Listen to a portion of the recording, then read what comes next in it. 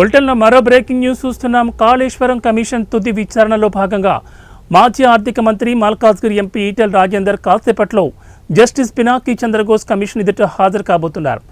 అదేవిధంగా ఈ నెల 9న మాజీ నీటిపారుదల శాఖ మంత్రి హరీష్ రావు, 11న మాజీ సీఎం కేసీఆర్ విచారణకు హాజరు కానున్నారు. ఈ మేరకు వారికి ఇప్పటికే కమిషన్ నుంచి నోటీసులు జారీ అయ్యాయి. కాళేశ్వరం బ్యారేజీల నిర్మాణ సమయంలో ఈ ముగ్గురు కీలక బాధ్యతల్లో ఉన్నారు. దీంతో వారిని విచారించాలని కమిషన్ నిర్ణయించింది.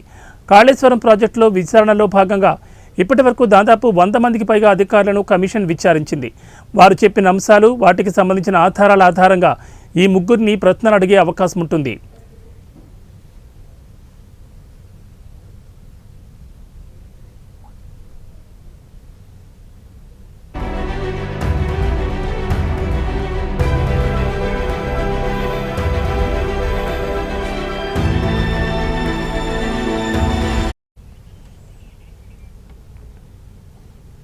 విచారణ సందర్భంగా మొదటి గంట పాటు వారు ఏదైనా చెప్పుకోవడానికి అవకాశం ఇవ్వనున్నట్లుగా సమాచారం.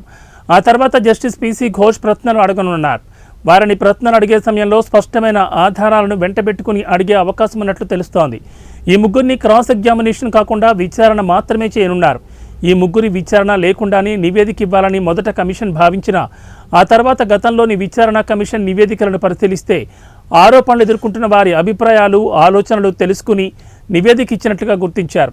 అదే సమయంలో సహజ న్యాయ సూత్రంలో భాగంగా ఆరోపణలు ఎదుర్కొంటున్న వారి వివరణ లేకుండా కమిషన్ నివేదిక ఇస్తే ఏకపక్షమవుతుందని, తద్వారా విమర్శలు తలెత్తే అవకాశం ఉందని కమిషన్ ఆలోచించి ఈ ముగ్గురికి నోటీసులు అందించినట్లు తెలిసింది.